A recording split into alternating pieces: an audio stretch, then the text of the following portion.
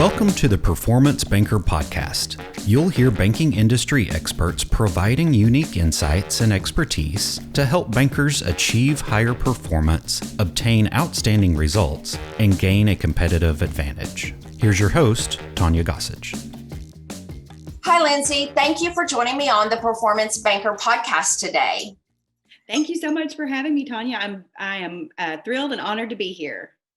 Great. This is going to be a great conversation. I have watched you in the last, 3 years as I've gotten to know you and your growth through banking. And so I'm interested today to ask you, how did you get into banking? I got into banking somewhat unintentionally, I would say. I am an attorney by trade, and after law school, I went into private practice in the town that I live in. And I did that for about 6 years, I believe. And throughout that time, living in a smaller town, one of the larger employers in our town is a financial institution. And as I met people in the community, I had the occasion to be connected with the then CEO of our company. And he reached out to me on a number of occasions, and just through conversation, it felt like it might be a good fit for me to get out of private practice and to join the banking world. And I did that in 2016. And it was a very good move for me, and I'm very appreciative of the opportunity that I was given by the then CEO of our company. That's great.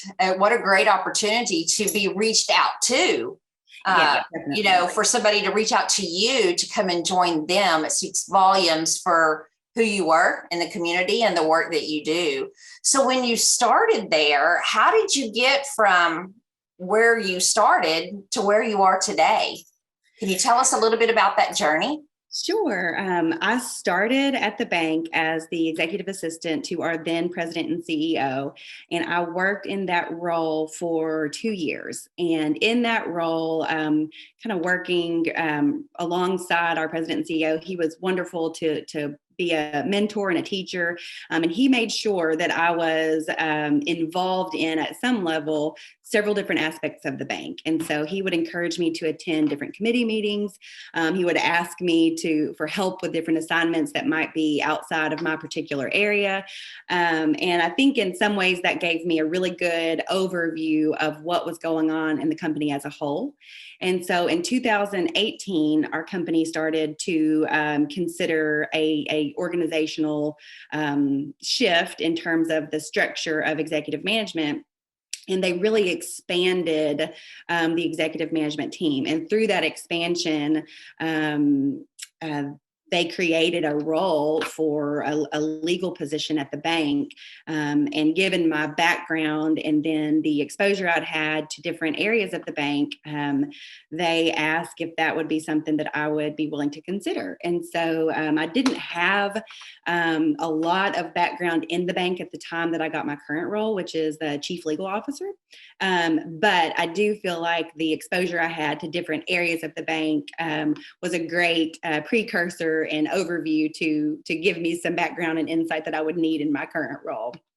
So it's kind of a quick path overall. Yes, it was, but it's been a very challenging and rewarding experience. But that's how I got from my initial role to where I am today. And we talk so much internally about most of the folks in our bank are not in the same position that they were 5 years ago, and that's definitely been true for me and for many others in our bank. But we're always encouraging folks to reach out if you find an area that you think is something that you have an interest in. We want people to explore that because I genuinely believe that you find your greatest success when you find areas that you're the most passionate about. And so I'm hopeful that path is quick for others as well, as they kind of explore areas that they find interesting.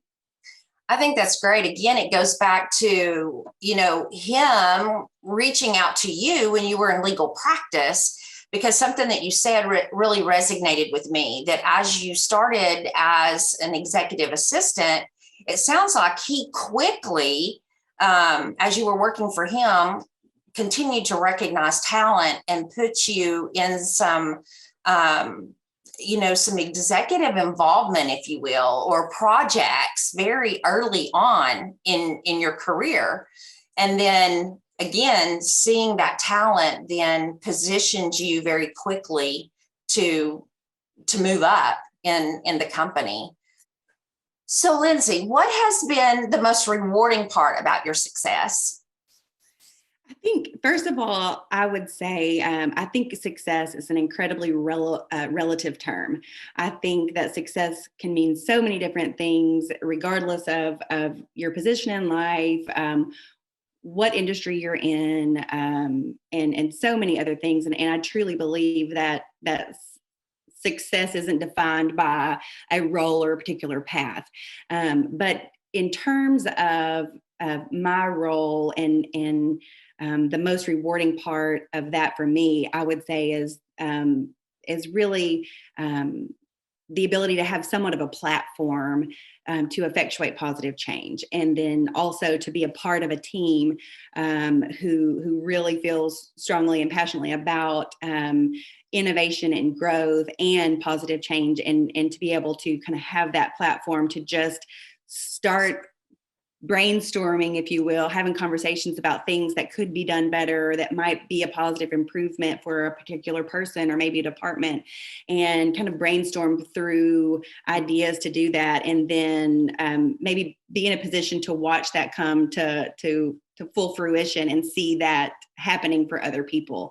I know really early on in our relationship, you made a comment, and I'm not going to quote it directly because I know I'll misquote it, but it's something that was really impactful to me, that you find your greatest success when you help others be successful. And I think that there is so much truth in that, and to be in a role where I have an opportunity to help others be successful, I would say is the most rewarding part for me. Absolutely. That's definitely very rewarding, like you say, to me as well. Being able to have impact, whether it's on other people, on teams, departments, whatever that might be, to also impact the customers, whatever it is that you're doing, to have impact on that bottom line or whatever that is. That's so exactly.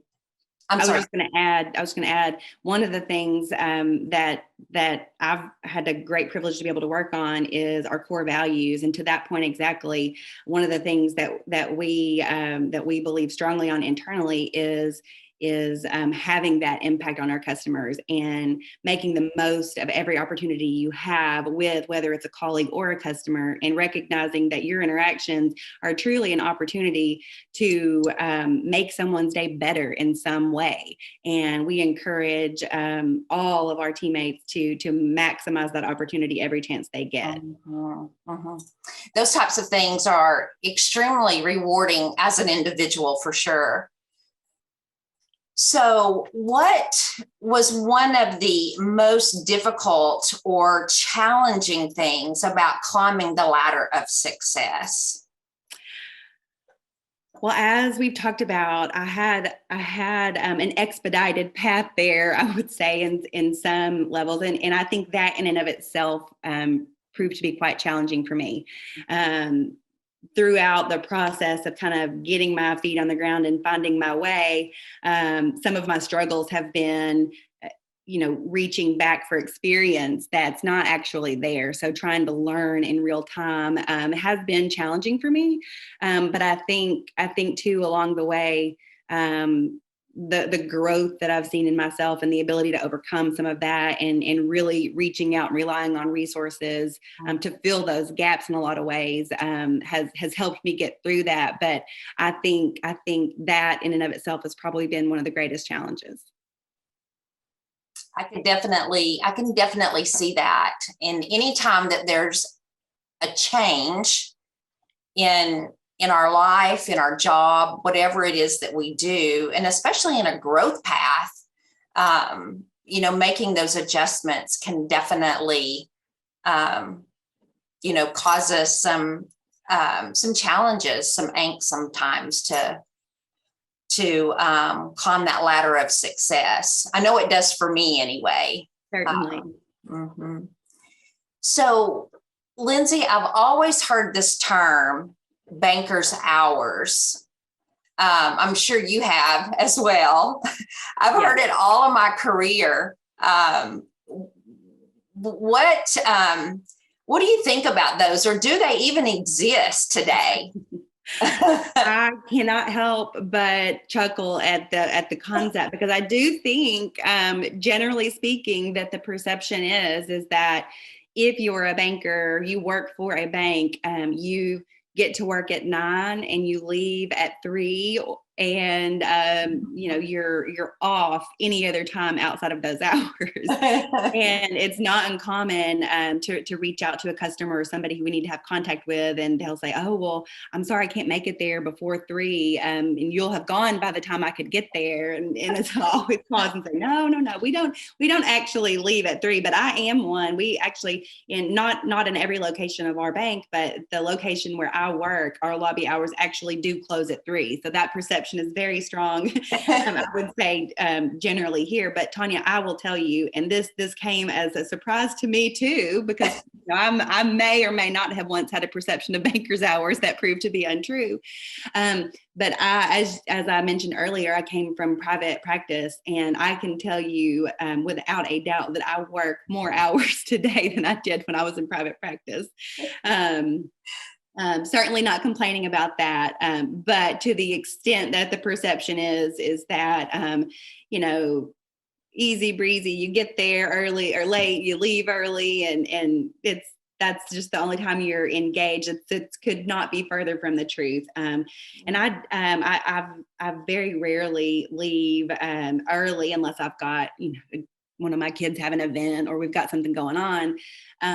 But just generally speaking, the workday doesn't end even at 5 a lot of times. And it's not uncommon, even in other roles, for that to be the case. I know when I'm walking out, a lot of times, if I leave at a pretty reasonable hour, 9 times out of 10, our branch team is still there, finishing their end of day duties and making sure everything is balanced and done appropriately. And so regardless if you're on the corporate side or the branch side, those hours definitely do not end when the banking day technically closes. Mm-hmm.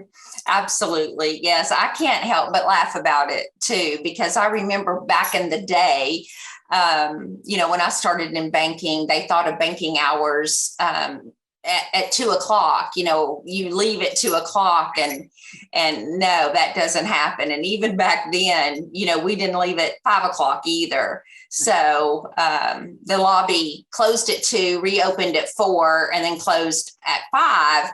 But again, many times we didn't get out of there at 5 o'clock. And then the departments back then that did all the balancing and all of that, they didn't get out of there at 5 o'clock either. So I love to talk about that perception of bankers' hours. What are some of the changes that you've seen in banking during your career for the better that come to the top of your mind?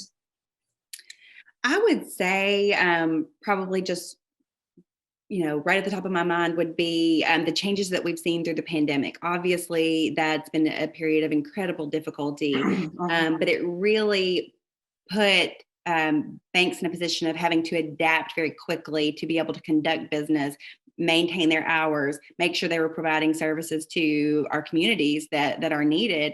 And we were having to do those in different ways very quickly in a lot of cases. And so I think, while there's so much devastation tied to the pandemic, I think in terms of the innovation that has spawned from it, there are some positive changes that have come from that. I think flexibility is a big piece of that. I recall reading articles probably 2016, 17, even 18, talking about, the most progressive employers are those who have an emphasis on flexibility. Well, in traditional office settings, it was easy to think to yourself, well, it's not really possible to do certain roles from home. And while that very well may be the case in some instances, I think what we found is it very excuse me, it actually is possible to do many of our positions remotely. Certainly, there's some extra steps that need to be taken. Make sure that you've got all the security protocols that you're meeting still. But I think what we found is that you can be flexible. There's a lot that can be done remotely, and I believe that has been a positive change for the industry as a whole. Where do you or how do you self-educate? I would say my primary method would be asking as many questions as I can come up with to ask. I just want to make sure before I send something off or launch something or finalize anything that I understand it from every angle that I can understand it. Sometimes time doesn't permit to my satisfaction to get to the bottom of everything that I wish that I could. But I truly believe in asking questions and questioning everything to some level to just make absolutely sure if there's any question in your mind about which direction to go, or if you have everything that you need to answer or do whatever task you're doing. I would say I do have a heavy reliance on third-party experts. And I think the process of working with these third-party experts, and Tonya, that would include my mentors, one of whom being you, is learning from them. And I think that as I look back over the last several years and the relationships I've built with some of these folks, and what I've learned from them has been incredible. And so I think that, excuse me, I think really asking all the questions and then truly connecting yourself to resources that can help you and learning from them is really a great way to self-educate. Mm-hmm. I would completely agree with that. I use a lot of mentors myself, coaches, mentors, books, going to resources online as well. But yes, I think that's great. If you could name one book to our listeners that you believe that is an absolute must read, what would that be? I would say without a doubt, and it's a very quick and simple read, it's called Well-Being, The 5 Essential Elements, and it's by Tom Rath and Jim Harder. And Tonya, I cannot for the life of me remember where somebody put me on this book, or so I read something that suggested it. And I thought, well, I'll go ahead and order that. And I did. And it's a super easy read, but it's become almost like a resource manual for me now. It's filled with great information about the 5 essential elements of our well-being and learning about how critical those components are to someone's overall well-being.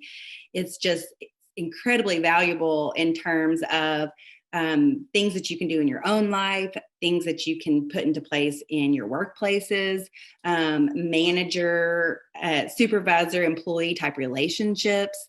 It's just full of really great lessons in terms of the impact of various things on somebody's overall well-being. And in my opinion, we should all be a little bit more focused on well-being, not only of ourselves, but of that of others. And if we can put ourselves in a position to increase or maximize other people's well-being, then that's what we should be focusing on. And in terms of how that can relate back to corporate success or company success, when our teams are doing great and they're thriving, then so too are your businesses where those teammates are working. And so the engagement increases, the productivity increases. And I think this book is a really great resource to really show how important that is and connect how that ties to company performance. Mm-hmm.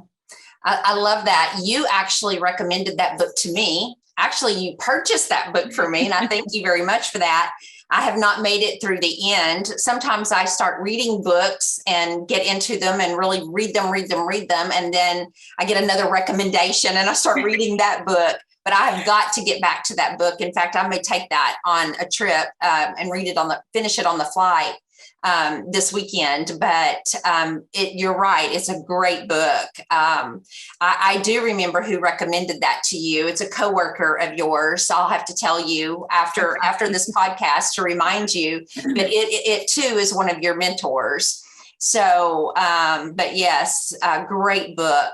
Well, lastly, Lindsay, what is one piece of advice that you would give to our audience as someone who, in my eyes, has been a very successful banker over her career?